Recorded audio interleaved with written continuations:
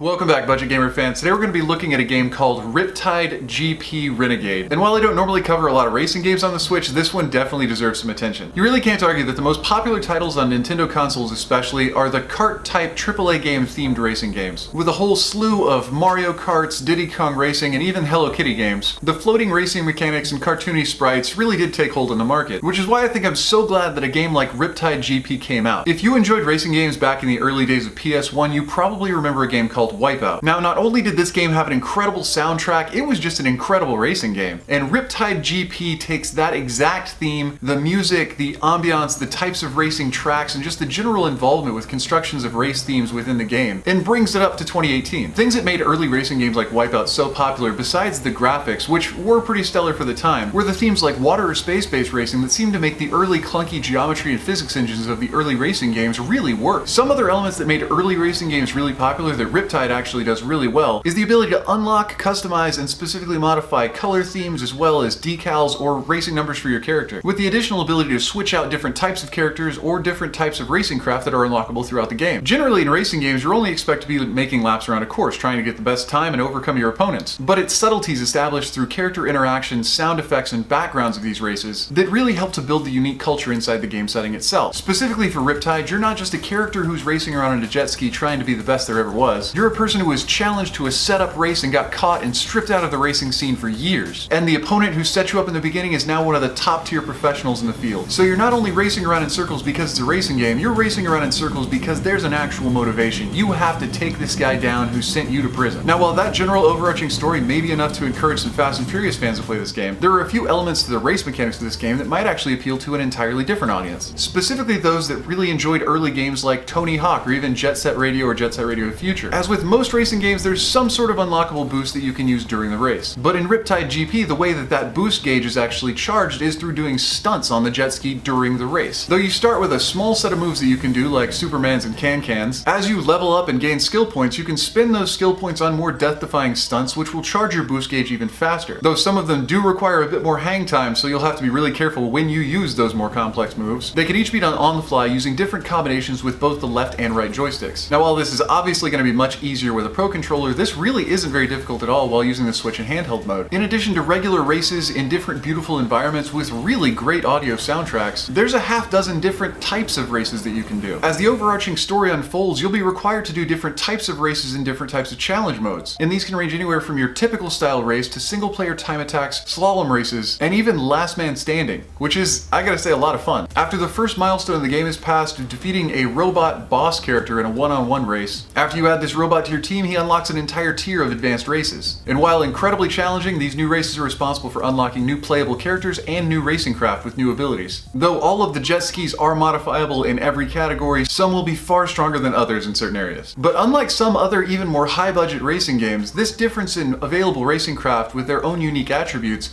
actually goes hand in hand with the different types of racing challenges, meaning that unlocking the best craft doesn't mean it's always the best craft for every race. And it's minor details like these that are undoubtedly the reason that I enjoy this game so much. While I wouldn't normally say that I'm a huge fan of racing games, this is one that I enjoy. And yeah, I can probably give some of that to the nostalgia effect that comes through, but honestly, the design, the layout, the overarching story, which I did not expect, and just the general time and development that went into this game. If you're a fan of the racing genre, BMX style extreme sports games, or even those classic Tony Hawk's games, you're probably going to enjoy Riptide GP. While I'm not saying it's the pinnacle of all racing games with the most customizable themes and the best overarching story, I am saying it's a good game and it's definitely worth the price. Well, that wraps up the review of Riptide GP, and if you're a fan of racing games, I really do hope you found this review helpful. And if you found it otherwise entertaining or just enjoyed the video, feel free to throw me a like to show your support, and don't forget to subscribe to the latest updates. These videos are coming out just about every Monday, Wednesday, Friday, so if you want to stay up to date with as soon as they hit YouTube, feel free to hit that little bell icon so you get a notification right away. Anyway, this has been Budget Gamer, so as always,